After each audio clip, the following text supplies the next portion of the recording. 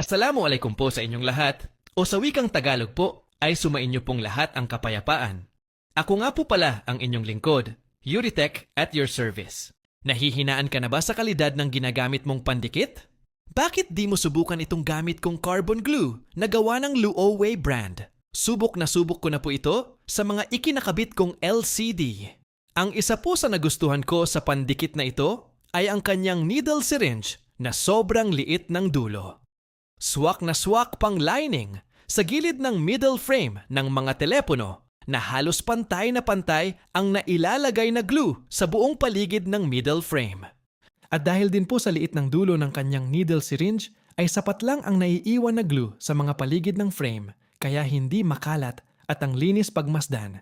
At dahil nga po sa nagtataglay ito ng carbon, ay expect na po natin na may extra tibay na rin po siya.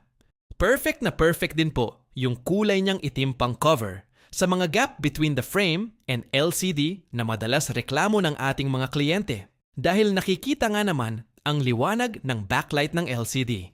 And one of the best na napansin ko po sa carbon glue ay sobrang makapit ngunit hindi mahirap baklasin.